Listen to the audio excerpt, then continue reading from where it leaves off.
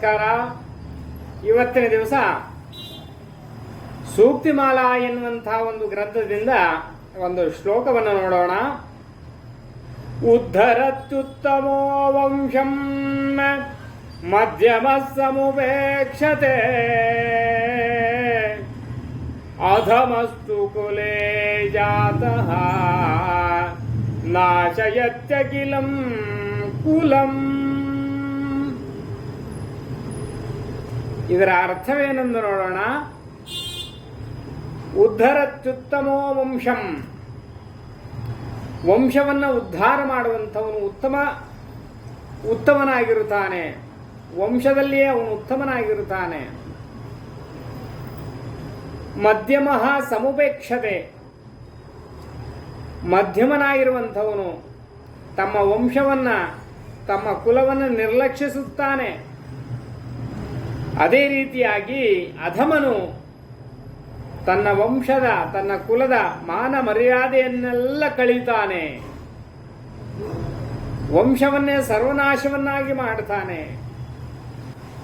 ಅಂತ ಈ ಒಂದು ಶ್ಲೋಕದ ಅರ್ಥವಾಗಿರುತ್ತೆ. ಯಾವ ರೀತಿಯಲ್ಲಿ ನೋಡೋಣ. ಉತ್ತಮನಾಗಿರುವಂಥವನು ಅಂದರೆ ಶ್ರೇಷ್ಠನಾಗಿರುವಂತಹ ಮಗ ನಮಗೆ ಜನಿಸಿದ್ದಾನೆ ಅಂತ ಆದರೆ ನಮ್ಮ ವಂಶವನ್ನು, ನಮ್ಮ ಕೀರ್ತಿಯನ್ನು, ಕೀರ್ತಿ ಪತಾಕೆಯನ್ನು ಅವನು ಬೆಳಗಿಸ್ತಾನೆ. ನಮ್ಮ ವಂಶವನ್ನು ಅವನು ಬೆಳಗಿಸ್ತಾನೆ. ವಂಶದಲ್ಲಿ ನಾವು ಒಂದು ಒಳ್ಳೆಯ ರೀತಿಯಾದಂತಹ ಒಂದು ಸನ್ಮಾರ್ಗದಲ್ಲಿ ನಡೆಸ್ತಾನೆ ನಮ್ಮ ವಂಶವನ್ನು ಅಂತ ಅಂದುಕೋಬೇಕು. ಯಾವ ರೀತಿಯಲ್ಲಿ ಅಂದರೆ ರಘುವಂಶದಲ್ಲಿ ಶ್ರೀರಾಮಚಂದ್ರನ ಹಾಗೆ, ಅದೇ ರೀತಿಯಾಗಿ ಮಧ್ಯಮನು ಹೇಗಿರ್ತಾನೆ, ಅವನು ಮಾತ್ರ ಬದುಕ್ತಾನೆ, ಅವನು ಮಾತ್ರ ಬದುಕುವಂತಹದ್ದು. ಅವನ ವಂಶವನ್ನು ಅವನು ನೋಡೋದೇ ಇಲ್ಲ. ವಂಶ ಹೇಗೆ ಬೇಕಾದರೂ ಆಗಿರಲಿ ಪರವಾಗಿಲ್ಲ, ವಂಶದ ಒಂದು ಉನ್ನತಿಗೋಸ್ಕರವಾಗಿ, ವಂಶದ ಒಂದು ಉದ್ಧಾರಕ್ಕೋಸ್ಕರವಾಗಿ ಯಾವ ಕೆಲಸವನ್ನು ಅವನು ಮಾಡೋದೇ ಇಲ್ಲ. ಅಧಮನಾಗಿರುವಂಥವನು ಏನು ಮಾಡ್ತಾನೆ ಅಂದರೆ ಅವರ ವಂಶದಲ್ಲಿ ಬೆಳೆದಂತಹ ಒಂದು ಎಲ್ಲವನ್ನೂ ಸಹಿತ ಅವನು ಏನು ಮಾಡ್ತಾನೆ, ಸರ್ವನಾಶವನ್ನು ಮಾಡ್ತಾನೆ. ಅಂದರೆ ವಂಶದ ಕೀರ್ತಿಯನ್ನು ಕಳೀತಾನೆ, ವಂಶದ ಕೀರ್ತಿ ಪತಾಕೆಯನ್ನು ಹಾಳು ಮಾಡ್ತಾನೆ. ಅದಕ್ಕೋಸ್ಕರವಾಗಿ ಅಂಥ ಒಂದು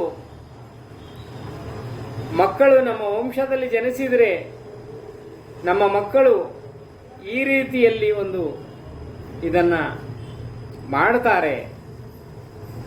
ಉತ್ತಮನಾಗಿರಬೇಕು, ಮಧ್ಯಮನಾಗಿರಬೇಕು, ಆಮೇಲೆ ಅಧಮನಾಗಿರಬೇಕು.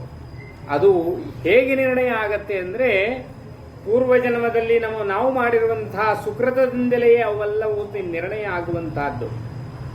ಪೂರ್ವಜನ್ಮ ಕೃತಂ ಪಾಪಂ ಪುತ್ರರೂಪೇಣ ಪೀಡತೆ.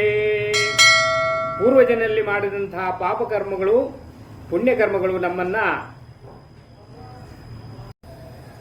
ಆ ರೀತಿಯಲ್ಲಿ ಒಂದು ಪುತ್ರನ ಜನನ ಆಗಬೇಕು ಅಂತ ಆದರೆ ಪೂರ್ವಜನ್ಮದ ಸುಕೃತ ಇರಬೇಕು. ಸುಕೃತಗಳು ಜನ್ಮ ಜನ್ಮಾಂತರದ ಕರ್ಮದ ಫಲದ ಮೇಲೆ ನಮಗೆ ಪುತ್ರ ರತ್ನರು ನಮಗೆ ಜನನ ಆಗುತ್ತವೆ. ಇಂಥವರ ಮಕ್ಕಳು ಅಂತಂದರೆ ಅವರ ಪೂರ್ವ ಜನ್ಮದ ಸುಕೃತಗಳನ್ನು ಅವರ ಮಕ್ಕಳ ರೂಪದಲ್ಲಿ ನಾವು ನೋಡಬಹುದು. ಅವರ ಸಂತಾನದಲ್ಲಿ ನೋಡಿದರೆ ಅವರ ಪೂರ್ವಜನ್ಮದ ಪುಣ್ಯವೋ ಪಾಪವೋ ಅಂತ ಅರ್ಥವಾಗುತ್ತದೆ. ಅದಕ್ಕೋಸ್ಕರವಾಗಿ ಅಂಥ ಒಂದು ಪೂರ್ವಜನ್ಮದ ಸುಕೃತ ನಮ್ಮ ವಂಶವನ್ನು ಉದ್ಧಾರ ಮಾಡಬೇಕು, ವಂಶವನ್ನು ಸರ್ವನಾಶ ಮಾಡಬೇಕು, ನಮ್ಮ ವಂಶವನ್ನು ಏನು ಮಾಡಬೇಕು ಅನ್ನುವಂಥದ್ದು ನಿರ್ಣಯ ಆಗುವಂತಹದ್ದು ಪುತ್ರರಿಂದ. ಆ ಪುತ್ರರು ತಂದೆ ತಾಯಿಗಳ ಪೂರ್ವಜನ್ಮದ ಪುಣ್ಯದ ಫಲದಿಂದ ಜನಿಸುವಂತಹದ್ದು. ಅದಕ್ಕೋಸ್ಕರವಾಗಿ ಇಂಥ ಒಂದು ಶ್ಲೋಕವನ್ನು ನಾವು ಇವತ್ತಿನ ದಿವಸ ತಿಳ್ಕೊಂಡ್ವಿ. ಎಲ್ರಿಗೂ ನಮಸ್ಕಾರ.